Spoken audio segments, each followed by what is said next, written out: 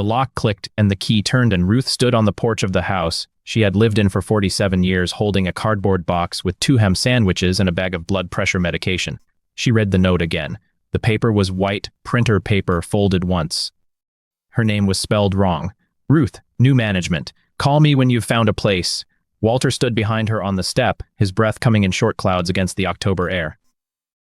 His hands held the bus route map from 1974, the one he'd kept in the glove box of every vehicle he'd ever owned, the one with the coffee stain from June 3rd of that year, when a boy named Marcus had spilled his thermos and Walter had said, "Don't worry about it, son. Maps are meant to be lived on." The new key didn't fit. Ruth tried it 3 times. Brass against brass, the wrong shape in her fingers. She had sewn for 45 years, and her hands knew the feel of a needle going where it belonged, and this key did not belong here. The door had been rekeyed. Ruth stood on the porch of a house she no longer owned by her daughter who had taken her to the cardiology appointment that morning, dropped them off. "I'll pick you up at 3, Mom, don't worry about a thing," and then driven home and changed every lock in the house while they sat in a waiting room with a woman whose son had died of a heart attack at 52. Pamela had not counted on one thing. The note was wrong. The house was built in 1967, the year Ruth turned 14. She remembered because her father had driven her past the construction site and said, "That's going to be a nice split level. Ruthie, maybe someday we'll have one of those," and she had pressed her nose to the window of the Ford Falcon and watched the men hammering the frame. 47 years. She had raised Pamela in that house. She had sewn curtains for every window, hemmed pants for every neighbor's child, taken in mending for the women on Maple Street who couldn't thread a needle to save their lives.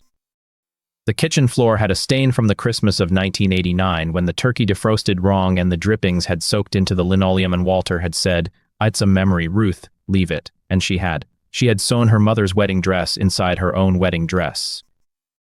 Her mother had died in 1972, 3 months before Ruth married Walter. The dress was white satin with lace sleeves, a size too small, but Ruth had taken the seam out and let it out, and her mother's dress had become the lining of her own. She had sewn it by hand, every stitch, because her mother had sewn her own dress by hand in 1943, and some things you don't trust to a machine. Inside that lining, folded into a pocket Ruth had made with the smallest stitches she'd ever sewn, was a piece of paper. Her mother's handwriting. A will amendment, signed by 2 witnesses, witnessed by a nurse and a neighbor, dated March 12, 1972. Ruth had never shown it to anyone. She had told Pamela about it once, over coffee in the kitchen of this house, on a Sunday morning in July of 1997. Pamela knew the dress existed. Pamela did not know what was inside the lining. Ruth stood on the porch of a house she no longer owned, holding 2 ham sandwiches and a bag of medication, and she had the one thing her daughter needed. Walter's hands were shaking. He was 72 years old, and his hands had been shaking since the mild stroke 2 years ago that had taken the corner of his smile and the full strength of his left arm, but not his memory. Not his memory, not his memory. "I've got the map," he said. "I know you do, Walter. She can't take the map." "No, she can't. She doesn't know about the map." "No, she doesn't." The map was in his hands, unfolded, the routes from 1974 printed in blue and red and green, the routes he had driven for 23 years until the district consolidated, and they didn't need old men driving old buses anymore. He held the only thing he had left of the life he had built. Pamela had taken everything else. They stood on the porch, and the wind picked up, and the October leaves skittered across the lawn, and the neighbor's dog barked twice and then stopped, as if it knew. The Tuesday in October, October 17th. Ruth remembered because she had crossed it off on the calendar in the kitchen, the calendar with the picture of the covered bridge that Walter had bought at the hardware store, the calendar she had been using to mark the days until her next cardiology appointment. The appointment had been at 10:30. Dr. Patel, the same cardiologist who had seen Walter after his stroke, the one who always said, "You two are doing great, keep walking, keep eating your vegetables," as if vegetables could undo the damage of 60 years of living. They had taken the bus. Pamela had called the night before and said, "I'll drive you, Mom, don't take the bus," and Ruth had said, "That's sweet, honey, thank you," and Pamela had arrived at 9:15 in her husband's silver Ford Explorer with the leather seats and the heated steering wheel. The cardiology appointment had taken 2 hours. Pamela had time.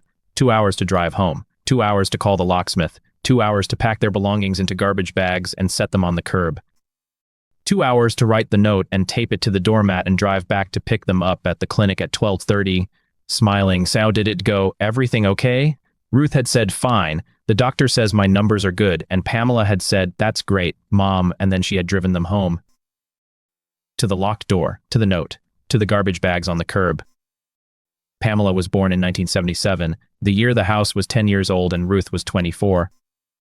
She had been a difficult birth breech, and Ruth had hemorrhaged and nearly died, and Walter had sat in the waiting room for 6 hours holding the bus route map that he had carried in his pocket every day since 1974. When they finally let him in, Ruth was white as the sheets and the baby was screaming, and Walter had walked over to the bassinet and looked down at his daughter and said, "She's perfect, Ruth. She's absolutely perfect." Ruth had believed him. She had believed him for 46 years. Pamela had married a contractor in 2003, a man named Derek who flipped houses for a living, who had bought and sold 37 properties in the county, who had been looking at this house for years and saying, "You know, Mom, with some updates, this place could go for $350 easy." Ruth had known. She had known the way a seamstress knows when a thread is about to break, the way a mother knows when her daughter's smile doesn't reach her eyes, the way a woman who has lived 69 years knows that the world does not owe her kindness. She had hoped. She had not prepared. The garbage bags were on the curb, 3 of them, black, tied at the top, sitting next to the mailbox that Walter had painted in 1985 and never repainted, the one with the chipped blue paint and the rusty flag. Ruth walked over to them. Her knees hurt. They had hurt since 2014, when she had spent 12 hours a day at the sewing machine hemming curtains for a hotel chain, $42 a room, $210 for the whole job, and she had stood up and her knees had said no more. She opened the first bag, towels. The good towels, the ones she had bought at the department store in 1992 when they had the white sale, the ones she had been saving for company. She opened the second bag, Walter's clothes, his flannel shirts, his work pants, his Sunday suit. Folded neatly, because even when you are throwing your parents out of their home, you can still fold neatly.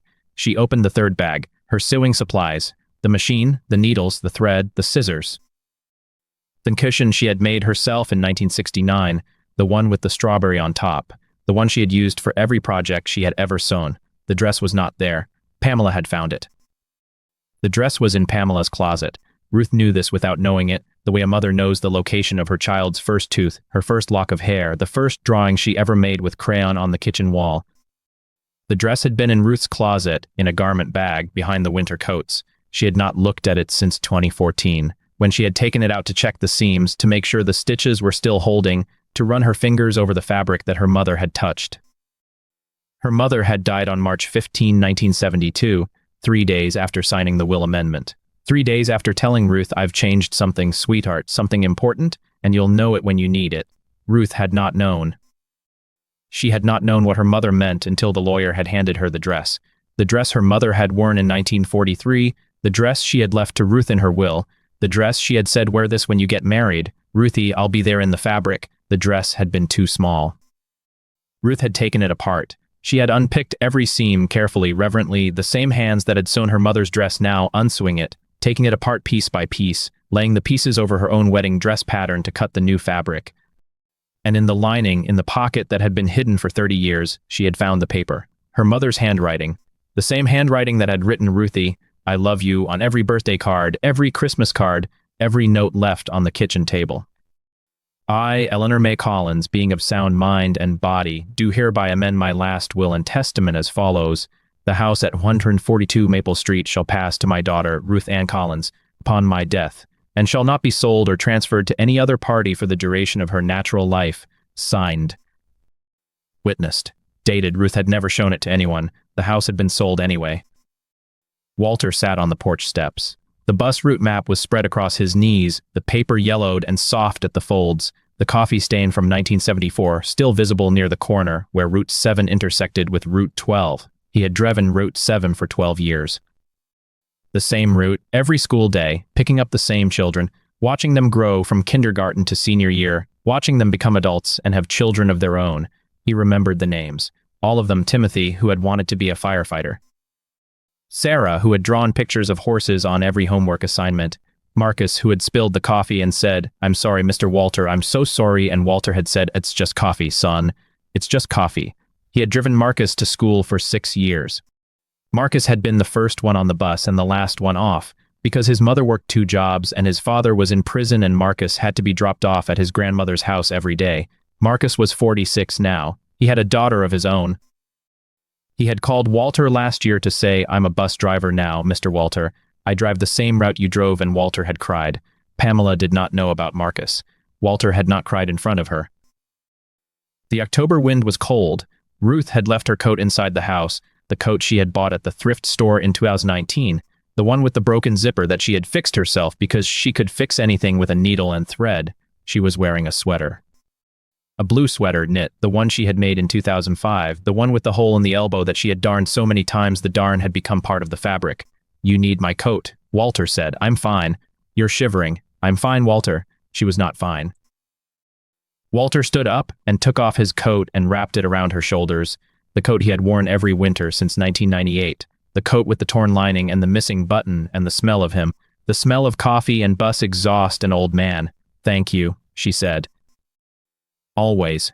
They sat on the steps together. The neighbor's dog barked again. A car drove by, slow, the driver looking at them, looking at the garbage bags, looking at the old couple on the porch of the house that had been sold. Ruth did not wave. She recognized the car.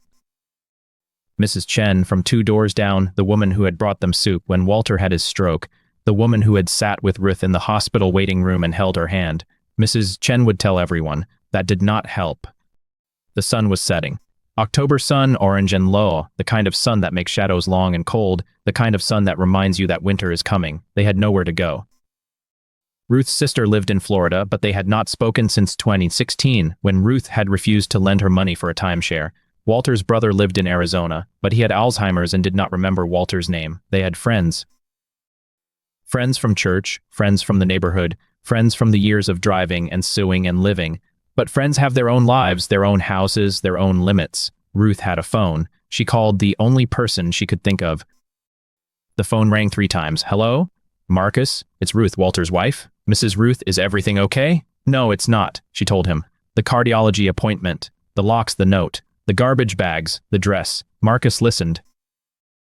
She could hear him breathing, the way he had breathed as a boy on the bus, the way he had breathed when Walter had given him $1 for the school field trip because his mother had forgotten. "Where are you now?" he asked. "On the porch." "Stay there." "I'm coming." "Marcus, you don't have to." "I'm coming, Mrs. Ruth." He hung up. The bus arrived at 5:47 p.m. It was not a school bus. It was Marcus' personal car, a 2002 Toyota Camry with 240,000 miles on it and a dent in the passenger door, and a bumper sticker that said, "I drive my kids to school." "What superpower do you have?" Marcus got out.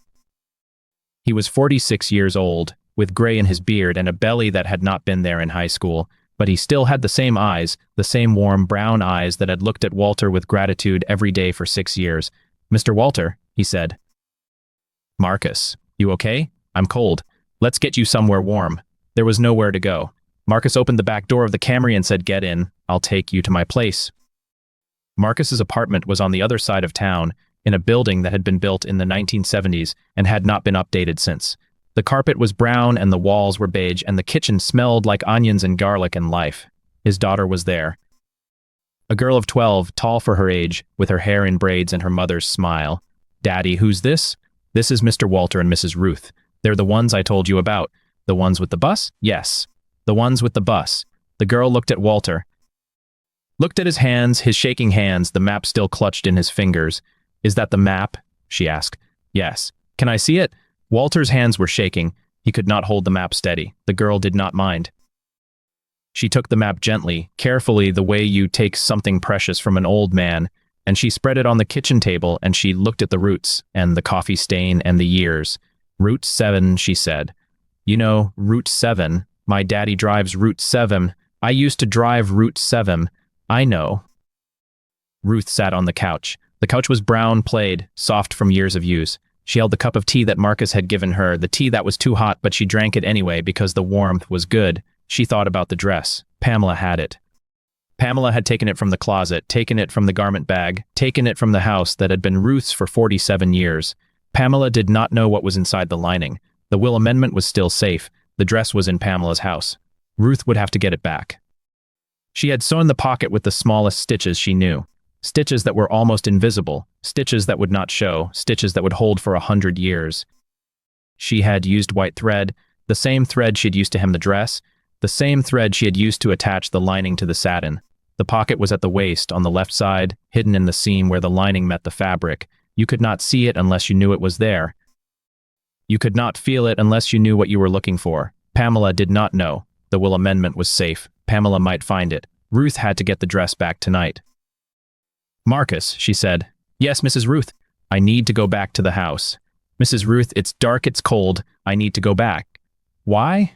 She looked at him. Looked at his eyes, the same eyes that had looked at Walter with gratitude, the same eyes that had looked at Ruth with kindness. "Because my daughter has something that belongs to me, and I need it before she finds out what it is." Marcus did not ask what it was. He did not need to. The drive back took 20 minutes. Marcus drove. Ruth sat in the front seat. Walter sat in the back, the map on his knees, his hands shaking. The house was dark, no lights, no car in the driveway. The garbage bags were still on the curb, the same 3 bags tied at the top, waiting for the morning pickup. There was a light on in the kitchen. Someone was home. Ruth got out of the car. "Mrs. Ruth, stay here. Mrs. Ruth, I have to do this alone." She walked up the driveway. The same driveway she had walked up for 47 years. The same cracks in the concrete, the same weeds in the edges, the same porch light that Walter had replaced every year since 1981. She knocked. The door opened. Pamela stood there. Her daughter, 46 years old, with her father's eyes and her mother's mouth and a face that had forgotten how to smile. "Mom." "Pamela, what are you doing here?" "I need my dress." "Your dress." "The wedding dress. The one your grandmother made." Pamela's face changed. A flicker, a shadow, something that might have been guilt if guilt had not been so far from her heart. "I don't have it." "Yes, you do." "I don't, Mom. I sewed that dress. I know every stitch. I know every seam. And I know you took it." Pamela did not move. Ruth pushed past her. The house was different. The furniture was gone. The pictures were gone. The curtains she had sewn, the curtains that had hung in the living room for 20 years were gone. The walls were bare. The floors were bare. The kitchen counters were empty, the cabinets were open, the drawers were pulled out. Pamela had already started. The dress was not in the living room. Ruth walked to the bedroom. The bedroom was empty. The bed was gone. The dresser was gone. The closet was open, empty, the hangers swinging where the clothes had been. The dress was not there. Ruth walked to the basement. The basement stairs were dark. Ruth did not turn on the light. She did not need to. She had walked these stairs 1,000 times, 10,000 times, enough that her feet knew every step, every creak, every loose board. The basement was cold. The washer and dryer were still there, the ones she had bought in 2005, the ones she had paid for with the money from the hotel curtains. The dress was not there. Ruth walked to the garage. The garage was full of boxes. Pamela's boxes. Derek's boxes. Boxes labeled kitchen and bedroom and living room. Boxes that had been packed in the hours since Ruth had left for the cardiology appointment. One box was different. One box was open. One box had white satin spilling out of it. Ruth walked to the box. She pulled out the dress. It was still in the garment bag, the same garment bag she had bought in 1984, the same garment bag she had used to store the dress for 40 years. She unzipped the bag. The dress was there. Her mother's dress. Her dress. The lace, the satin, the seam she had sewn with her own hands. The lining was torn. Pamela had found the pocket. Ruth's hands went to the waist. The pocket was open. The stitches were cut clean, cut with scissors, cut with the same scissors that Ruth had used for 45 years, the scissors that were now in a garbage bag on the curb. The paper was still there. Pamela had not found it. The pocket was open. Pamela had looked. Ruth pulled the paper out. Her mother's handwriting. The same handwriting that had written "Ruthie, I love you" on every birthday card, every Christmas card, every note left on the kitchen table. "I, Eleanor May Collins, being of sound mind and body, do hereby amend my last will and testament as follows. The house at 142 Maple Street shall pass to my daughter, Ruth Ann Collins, upon my death, and shall not be sold or transferred to any other party for the duration of her natural life. Signed. Witnessed. Dated. Ruth had never shown it to anyone. The house had been sold anyway. The paper was proof. The sale was illegal. Pamela stood in the doorway of the garage. "What's that, Mom?" "Nothing." "That's not nothing. That's paper." "It's nothing, Pamela. Let me see it." "No, Mom. Let me see it." Ruth did not move. Pamela walked toward her. Pamela was taller than Ruth, stronger, younger. She had always been stronger, ever since she was a girl, ever since she had learned that she could get what she wanted by taking it. "Give me the paper, Mom." "Nom. Give me the paper." "Pamela, this is your grandmother's handwriting.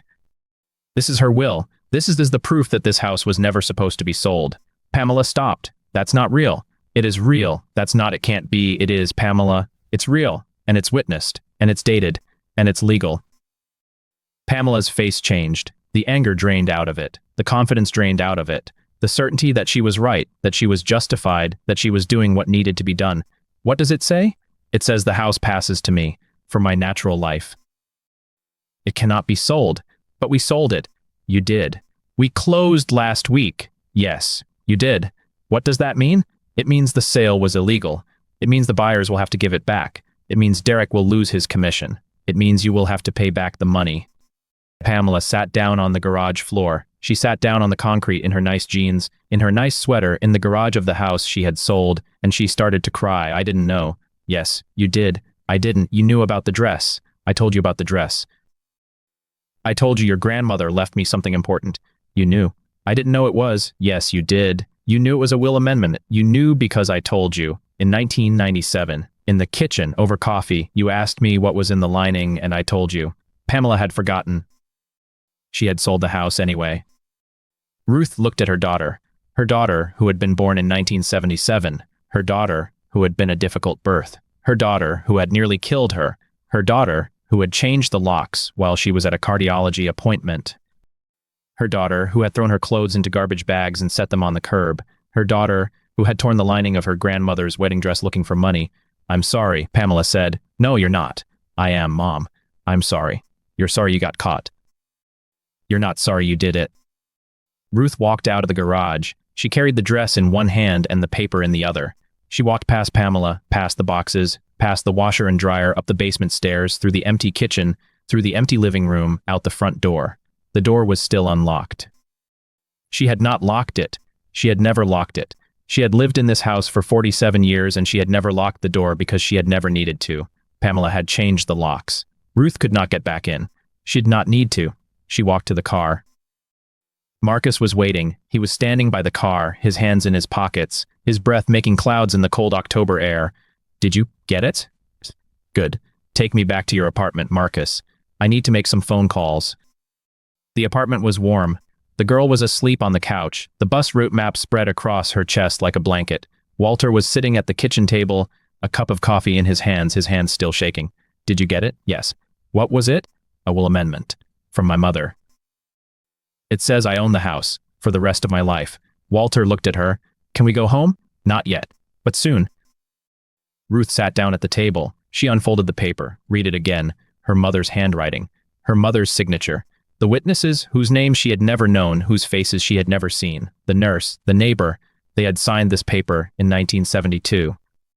They had watched Eleanor May Collins write her amendment. They had watched her fold it and seal it and put it in the pocket of her wedding dress.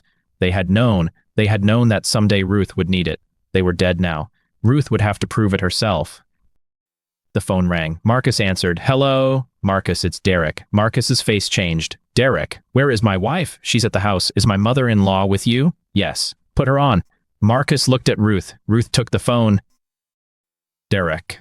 Ruth, I have the paper. I know. Pamela told you. Yes. Then you know what it means? I know what it means. Then you know the sale is illegal. It's not illegal. It's just complicated. Complicated? The buyers, they've already moved in. They've already painted. That's not my problem, Derek. Ruth, that's not my problem. You sold a house you didn't own. You took money for a house you didn't own. You threw me out of a house you didn't own. That's your problem. The line was quiet. Ruth could hear Derek breathing, could hear him thinking, could hear him trying to find a way out of this. Ruth, I'm sorry. No, you're not. I am. I really am. I didn't know about the paper. Pamela knew. I didn't. Then you should have asked. You should have checked. You should have done your job. Ruth, I'm going to call a lawyer tomorrow. I'm going to show them the paper. I'm going to prove that the sale was illegal, and then I'm going to get my house back. She hung up. The phone was warm in her hand. She looked at Walter. Walter was looking at the map, the bus route map, the map from 1974, the map with the coffee stain and the folds and the years. What are you thinking? She asked. I'm thinking about Route 7. What about it? I'm thinking about the first time I drove it, the first day, September 3, 1974. There was a boy named Timothy who got on the bus and he was crying because he didn't want to go to school. And I said, it's okay, son. I'll get you there. And I did. Every day. For 6 years, Ruth took his hand. You're a good man, Walter. I'm an old man. You're a good man, and we're going to get our house back. How? I don't know yet, but we will. The night was long. Ruth did not sleep. She sat at the kitchen table, the paper in front of her, the dress in her lap. She thought about her mother, Eleanor May Collins, born in 1920, married in 1943, widowed in 1965, dead in 1972. She had been 52 years old when she died. Younger than Ruth was now. Younger than Ruth had been for 17 years. She had left Ruth a house. She had left Ruth a dress. She had left Ruth a paper that would save her. Ruth had not known. She had almost lost everything. The sun rose. October sun, orange and low, the kind of sun that means winter is coming. Ruth stood up. She folded the paper. She put it in her pocket, the pocket of the sweater she had knit, the sweater with the darned elbow. She hung the dress on the back of a chair. She walked to the kitchen window and looked out at the street. The street was empty. The street was quiet. The street was the same street she had looked at for 47 years, the same street with the same trees and the same houses and the same cracks in the sidewalk. Something was different. She looked closer. A car was parked across the street. A silver Ford Explorer. Derek's car. Ruth watched. Door opened. Derek got out. He looked tired. He looked older than he had yesterday. He looked like a man who had not slept. He walked across the street. He walked up to the apartment building. He knocked on the door. Marcus answered. Where is she? Inside. I need to talk to her. She doesn't want to talk to you. I need to talk to her, Marcus. Please. Ruth walked to the door. She opened it. Derek stood there. His eyes were red. His hands were shaking. Ruth.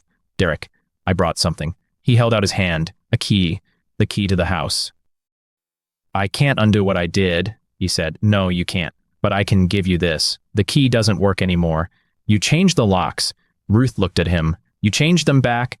I called the locksmith. Last night. He came at 3 a.m. I told him to put the old locks back on. He did. Why? Because I'm not a monster, Ruth. I'm just a man who made a mistake. Ruth took the key. It was the same key. The old key.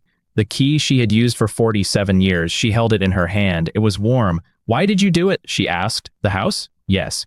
Because I wanted to prove I could. Because I wanted to show Pamela that I could take care of her. Because I wanted to be the man who saved the family. You almost destroyed it. I know. Why did you change the locks back? Because I realized that the house doesn't matter. The money doesn't matter. What matters is that I don't want to be the man who threw his wife's parents out of their home.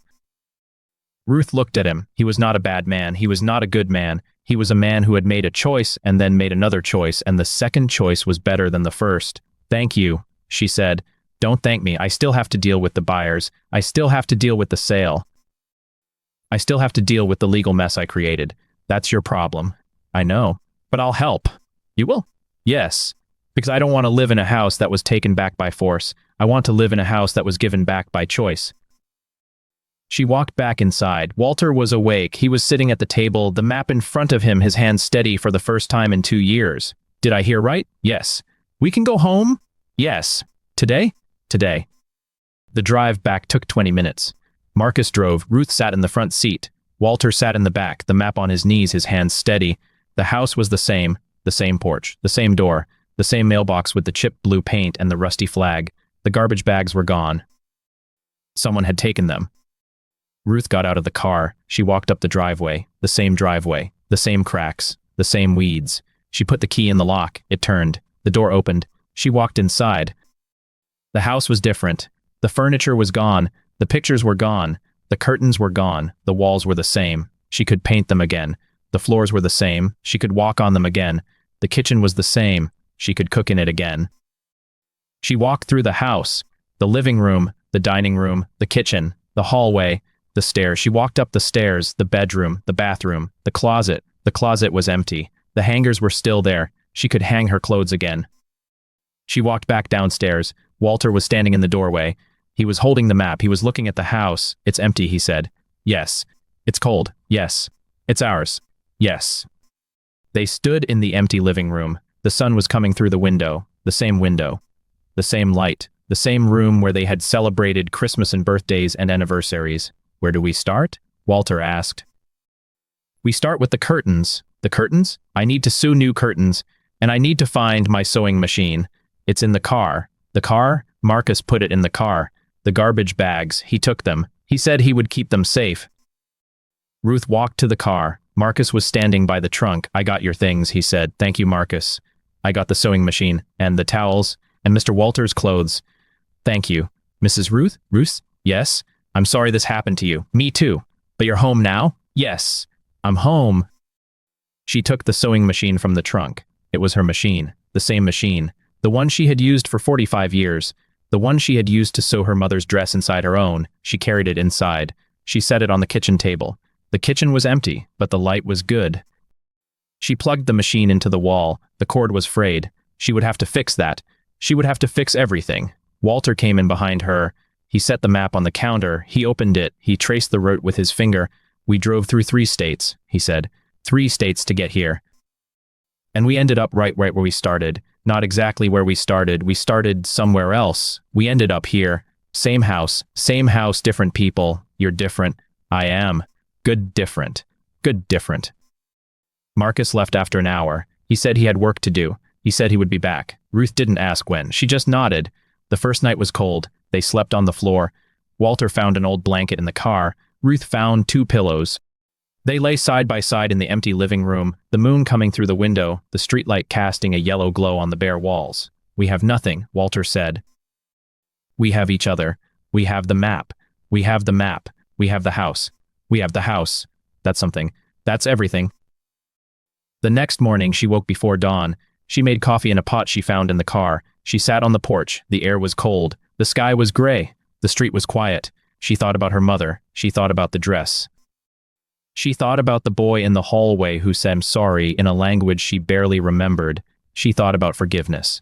She thought about whether she had given it. She thought about whether she had received it. She thought about whether it mattered. 3 days passed. They bought a table. They bought chairs. They bought a bed. They bought a lamp. They bought a rug. They bought a kettle. They bought cups. They bought plates. They bought spoons. They bought paint. Ruth painted the living room a pale blue. Walter painted the kitchen a soft yellow. She hung new curtains. She sewed them herself. The same machine, the same hands, the same thread. She hung the map on the wall. Walter looked at it every morning. He traced the route. He traced the detours. He traced the way back. On the 5th day, a letter arrived. It was in a plain envelope. No return address. The handwriting precise. Controlled. Ruth opened it. Inside was a single sheet of paper. "Ruth, I don't know if you'll read this. I don't know if you'll throw it away. I don't know if you'll burn it. I don't know if you'll keep it. I don't know if you'll show it to Walter. I don't know if you'll show it to anyone. I am writing because I need to say something. I am sorry. I know that doesn't change anything. I know that doesn't bring back the house. I know that doesn't bring back the years. I know that doesn't bring back the trust. I know that doesn't bring back the love. I know that doesn't bring back the time. But I am sorry. I was wrong. I was weak. I was scared. I was greedy. I was selfish. I was cruel. I was all the things you never were. I was all the things you never could be. I don't expect forgiveness. I don't deserve it. I don't ask for it. I just want you to know that I know. I know what I did. I know why I did it. I know that it was wrong. I hope you find peace. I hope you find home. I hope you find yourself. Megan." Ruth read the letter 3 times. She did not cry. She folded it. She put it in her pocket. She did not show it to Walter. She did not throw it away. She kept it. That afternoon, Walter sat at the table with the map. He was quiet. His hands were steady. "Do you think she meant it?" he asked. "Does it matter? Maybe not. Maybe it doesn't. She took everything from us. She did, and now she says sorry. She does. Do you believe her? I don't know. Do you forgive her? Oh, I don't know. What do you know? I know that I'm here. I know that you're here. I know that we have a house. I know that we have a table. I know that we have a bed.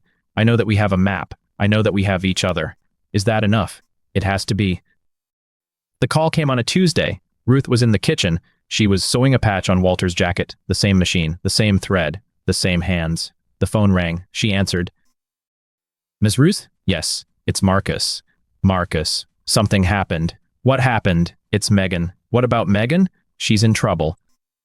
Marcus arrived 20 minutes later. He sat at the table. He put his hands on the surface. He had a folder. He opened it. "She got caught," he said. "Caught doing what?" "The same thing she did to you. Scammed the wrong people. People who don't forgive. People who don't forget. People who don't accept apologies." "What happened?" "She lost everything. The houses, the money, the cars, the accounts. Everything." "Where is she?" "She's living in her car. She's been living in her car for 3 weeks. She's run out of options. She's run out of people. She's run out of time." "Why are you telling me this?" Because she called me. She asked me to ask you something. What? She wants to know if she can stay here, just for a few days. Just until she figures something out. Ruth was silent. She looked at the wall. She looked at the map. She looked at the sewing machine. She looked at her hands. No, Mrs. Ruth, no. She's desperate. She was desperate when she took our house. She was desperate when she took our life. She was desperate when she took our years. She was desperate when she took our trust. She was desperate when she took our love. She was desperate when she took our time. I know. Then you know why I said no. I do. She made her choice. She made her bed. She can lie in it. Fair enough.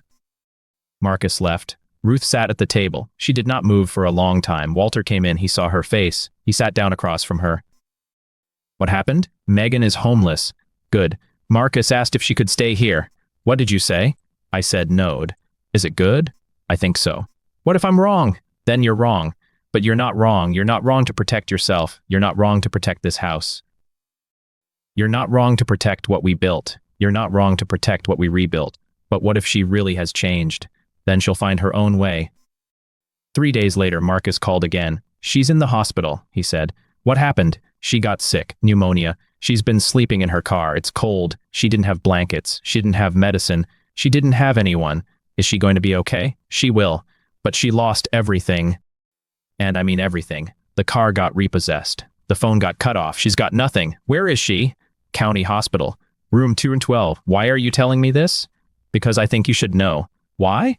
Because I think you're better than she is, and I think you know it. And I think that means something. Ruth went to the hospital. She did not tell Walter. She did not ask permission. She did not plan. She just went. She walked into the room. Megan was lying in the bed. She was thin.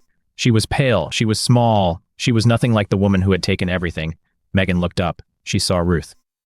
She started to cry. I'm sorry, she said. I'm sorry, I'm sorry, I'm sorry. I know. I didn't mean to. Yes, you did. I did. I did. I was wrong. I was so wrong. I'm sorry. I know. Ruth sat down. She did not take Megan's hand. She did not touch her. She just sat. You took everything from us, Ruth said. I know. You took our house. You took our security. You took our peace. You took our years. I know. You took Walter's health. You took his strength. You took his joy. I know. You took my sewing machine. You took my curtains. You took my mother's dress. I know. I want it back. I don't have it. I know. I sold it. I sold everything. I'm sorry. I know. Ruth sat in silence. The machines beeped. The lights hummed. The air was cold. I don't forgive you, Ruth said. I know. I don't know if I ever will. I know. I know. But I don't hate you. You don't? I don't have room for hate. I have a house to fill. I have curtains to sew. I have a map to look at. I have a husband to love. I don't have room for hate. That's more than I deserve, probably. But you came. I did. Why?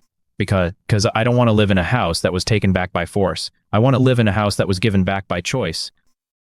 And I want to live in a heart that was given back by choice too. Ruth stood up. She walked to the door. She turned around. I'm not going to help you, she said. I'm not going to give you money. I'm not going to give you a place to stay. I'm not going to give you anything. I understand. But I'm not going to hurt you either. I'm not going to wish you ill. I'm not going to hope you suffer. I'm not going to celebrate your pain. That's more than I deserve. It is. Thank you. Don't thank me. Thank the boy in the hallway who said sorry in a language I barely remember. What? Nothing. Forget it. She left. She walked down the hallway. She walked past the nurses. She walked past the patients.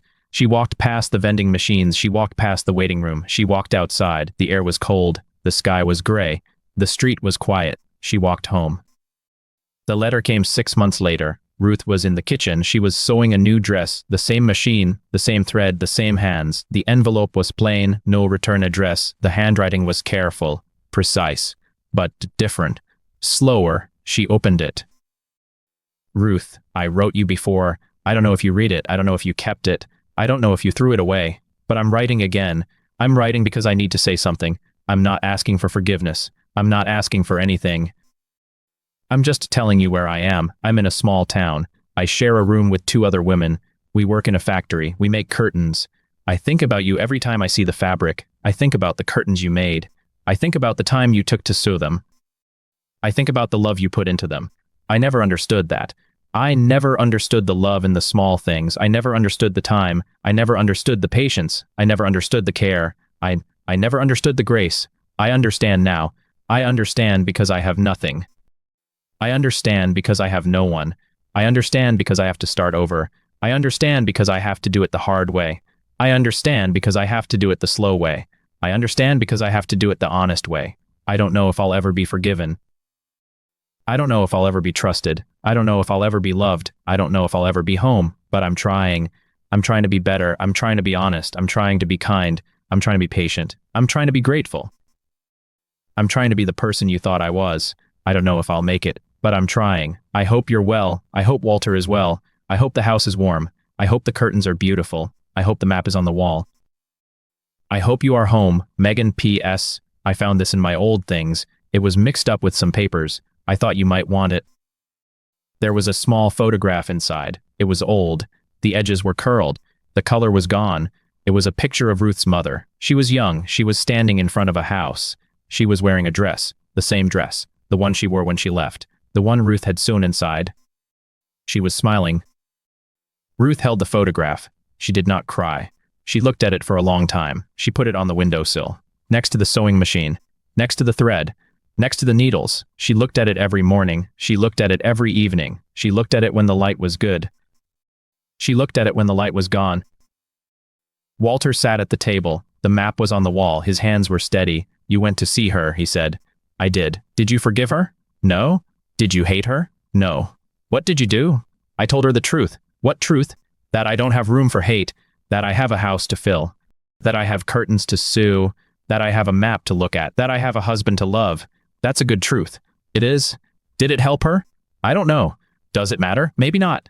Maybe it does. Maybe. The house filled, the curtains hung, the furniture arrived, the pictures came back, the walls were painted, the floors were waxed, the kitchen was warm, the bed was made. Ruth sewed. She sewed dresses, she sewed shirts, she sewed blankets, she sewed patches, she sewed curtains, she sewed everything. She sewed a new dress for herself. It was blue, the same blue as the sky, the same blue as the map, the same blue as the curtains in the living room. She wore it on Sundays. She wore it when she sat on the porch. She wore it when she walked to the market. She wore it when she visited the cemetery.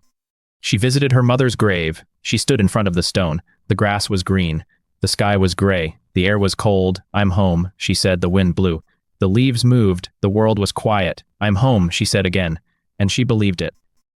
Walter died 3 years later. He died in his sleep. The map was on the wall. His hands were on the bed. His eyes were closed. His face was peaceful. Ruth found him in the morning. She did not scream. She did not cry. She did not call anyone. She just sat beside him. She took his hand. She held it.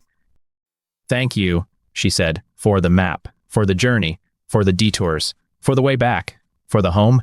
Thank you. She buried him in the cemetery. Next to her mother, she planted a tree between them. She watered it every day. She watched it grow. She lived alone in the house. She sewed. She cooked. She cleaned. She sat. She slept. She woke. She looked at the map. She looked at the photograph. She looked at the curtains. She looked at the sewing machine. She looked at her hands. They were old. They were steady. They were the same hands that had sewn her mother's dress, the same hands that had held Walter's hand, the same hands that had opened the door, the same hands that had locked it, the same hands that had unlocked it, the same hands that had sewn new curtains, the same hands that held the letter, the same hands that had held the photograph, the same hands that held the map, the same hands that had held everything. On the last day of her life, she received a postcard. It was from a small town she had never heard of. The picture was of a factory. The message was short. I made these curtains. They are beautiful. Thank you for teaching me how to see. Megan. Ruth smiled. She put the postcard on the windowsill, next to the photograph, next to the sewing machine, next to the thread, next to the needles, next to the map, next to the curtains, next to the house, next to the home. She sat on the porch. The sun was setting. The sky was orange. The air was warm. The street was quiet. She thought about her mother. She thought about Walter. She thought about Marcus. She thought about Megan. She thought about the boy in the hallway. She thought about the dress. She thought about the map. She thought about the detours. She thought about the way back. She thought about the house. She thought about the home. She thought about forgiveness. She thought about whether she had given it. She thought about whether she had received it. She thought about whether it mattered. She thought about whether it didn't. She looked at her hands. They were still. She looked at the sky. It was still. She looked at the house. It was still. She looked at the curtains. They were moving. The wind was blowing, the fabric was soft, the light was golden, the world was quiet. She closed her eyes, she felt the wind, she felt the warmth, she felt the wood of the porch beneath her. She felt the years, she felt the love, she felt the loss, she felt the peace, she felt the home, she felt herself. She opened her eyes, she looked at the door, it was open, she had left it open. She had left it open for the first time in years. She had left it open because she no longer needed to lock it. She had left it open because she no longer feared what would come in. She had left it open because she no longer feared what would go out. She had left it open because she was home. She stood up. She walked inside. She closed the door. She locked it. She unlocked it. She left it open. She sat at the table. The map was on the wall. The photograph was on the windowsill. The postcard was next to it. The sewing machine was in the corner. The curtains were moving in the breeze. The light was soft. The air was quiet. The house was warm. The home was full. She picked up the map. She traced the route. She traced the detours. She traced the way back. She traced the way forward. She traced the way here. She traced the way out. She traced the way in. She traced the way home. She put the map down. She looked at the door. It was still open. She looked at the sky. It was still. She looked at her hands. They were still. She smiled. She did not know why. She did not need to know. She just smiled. The wind blew. The curtains moved. The light shifted. The world turned. The years passed. The house stood. The home remained. She lived for 3 more years. She sewed. She cooked. She cleaned. She walked. She slept. She woke. She received 1 more letter. It came on a Tuesday. The envelope was plain. No return address. The handwriting was careful, precise, controlled, but different, softer, slower, full. She opened it. Ruth, I'm writing to say goodbye, not because I'm dying, but because I'm leaving. I'm leaving this town. I'm leaving this factory. I'm leaving this room. I'm leaving this life. I'm going somewhere new, somewhere I don't know, somewhere I haven't been, somewhere I haven't ruined. I'm going to start again, for real this time. I don't know if I'll make it. I don't know if I'll succeed. I don't know if I'll fail. I don't know if I'll fall, but I'm going to try. I'm going to try because of you, because you showed me that it's possible. Because you showed me that it's possible to lose everything and still find home. Because you showed me that it's possible to be betrayed and still find peace. Because you showed me that it's possible to be hurt and still find love. Thank you. Thank you for the map. Thank you for the detours. Thank you for the way back. Thank you for the house. Thank you for the home. Thank you for the grace. I will never forget you, Megan. Ruth folded the letter. She put it on the windowsill, next to the photograph, next to the postcard, next to the sewing machine, next to the thread, next to the needles, next to the dust, next to the time, next to the love, next to the grace. She sat on the porch. The sun was setting. The sky was orange. The air was warm. The street was quiet. She looked at the door. It was open. She looked at the sky. It was still. She looked at her hands. They were steady. She thought about the boy in the hallway. She thought about the dress. She thought about the map. She thought about the detours. She thought about the way back. She thought about the house. She thought about the home. She thought about Megan. She thought about forgiveness. She thought about whether she had given it. She thought about whether she had received it. She thought about whether it mattered. She thought about whether it didn't. She thought about her mother. She thought about what she had said. You have to sew your own dress. You have to sew it inside yourself. You have to carry it with you. You have to wear it when you leave. You have to wear it when you return. You have to wear it when you are lost. You have to wear it when you are found. You have to wear it when you are home.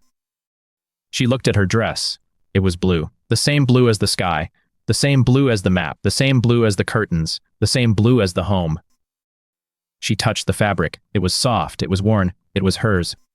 She closed her eyes. She felt the wind. She felt the warmth. She felt the wood of the porch beneath her. She felt the years. She felt the love. She felt the loss. She felt the peace. She felt the home. She felt herself. She opened her eyes. She looked at the door. It was still open. She looked at the sky. It was still. She looked at her hands. They were still. She smiled. She did not know why. She did not need to know. She just smiled. The wind blew. The curtains moved. The light shifted. The world turned. The years passed. The house stood. The home remained. She lived for 1 more year. She sewed. She cooked. She cleaned. She walked. She slept. She woke. She died on a Tuesday. She died in her sleep. The map was on the wall. The photograph was on the windowsill. The postcard was next to it. The letter was next to that. The sewing machine was in the corner. The curtains were moving in the breeze. The door was open. The sky was blue. The air was warm. The world was quiet. She was found by a neighbor. The The neighbor called Marcus. Marcus came. He stood in the doorway. He looked at the house. He looked at the map. He looked at the photograph. He looked at the curtains. He looked at the sewing machine. He looked at Ruth. She was lying on the bed. Her hands were folded. Her eyes were closed. Her face was peaceful. She was wearing the blue dress. Marcus sat beside her. He did not cry. He held her hand. "Thank you," he said, "for the map, for the journey, for the detours, for the way back, for the house, for the home, for the grace. Thank you." He sat for a long time. The wind blew. The curtains moved. The light shifted. The world turned. The years passed. The house stood. The home remained. He stood up. He walked to the window. He looked at the photograph. He looked at the postcard. He looked at the letter. He looked at the map. He looked at the curtains. He looked at the sewing machine. He looked at the thread. He looked at the needles. He looked at the dust. He looked at the time. He looked at the love. He looked at the grace. He picked up the map. He folded it. He put it in his pocket. He walked to the door. He turned around. He looked at Ruth. He looked at the room. He looked at the house. He looked at the home. He walked out. He closed the door. He did not lock it. The wind blew. The curtains moved. The light shifted. The world turned. The years passed. The house stood. The home remained. The door stayed open. And somewhere, in a small town, in a factory, a woman sewed curtains. They were blue. The same blue as the sky. The same blue as the map. The same blue as the dress. The same blue as the home. She sewed them carefully. She sewed them slowly. She sewed them with love. She sewed them with grace. She sewed them with hope. She sewed them with forgiveness. She sewed them with the same hands that had taken everything. She sewed them with the same hands that had given nothing. She sewed them with the same hands that had learned. She sewed them with the same hands that had changed. She sewed them with the same hands that had found home. She finished the last curtain. She held it up. The light came through. The fabric was soft. The thread was strong. The stitches were straight. The hem was even. The work was done.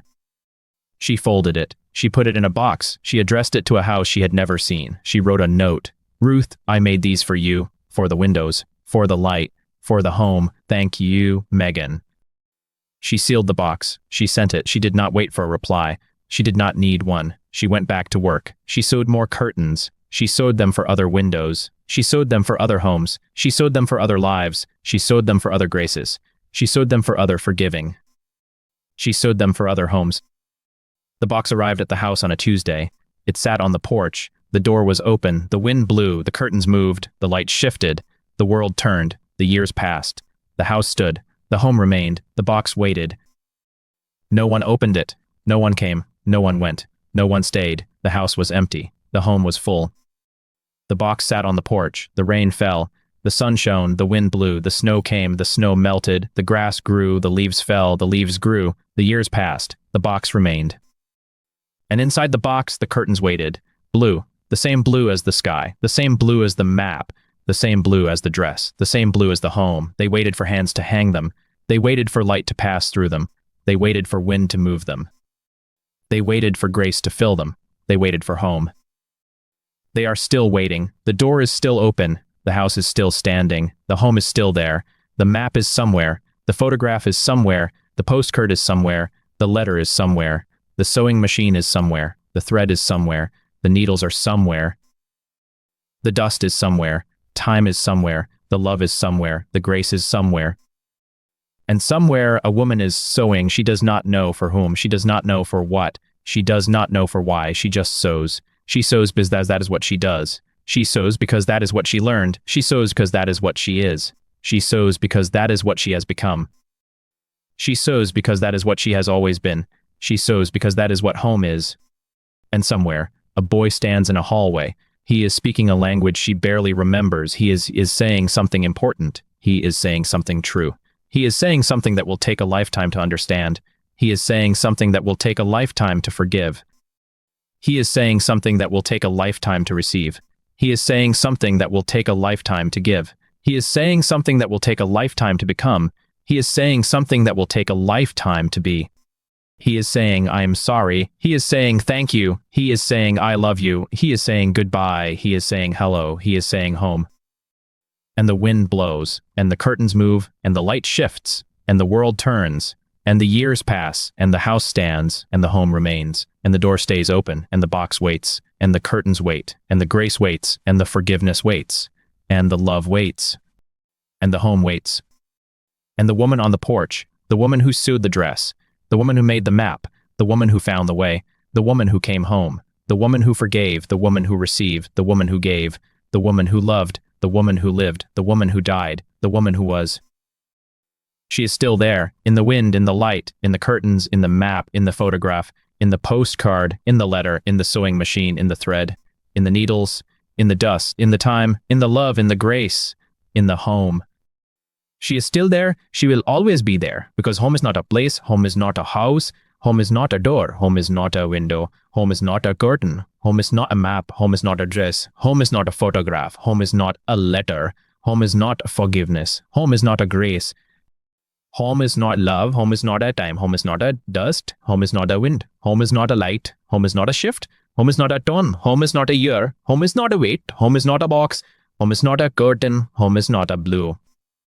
Home is a choice, home is a decision, home is a direction, home is a detour, home is a way back, home is a way forward, home is a way in, home is a way out, home is a way home. And the door is open, and the light is soft, and the air is warm, and the world is quiet, and the woman is sewing, and the boy is speaking, and the map is folded, and the dress is worn, and the curtains are moving, and the box is waiting, and the grace is given, and the forgiveness is received, and the love is found, and the home is home.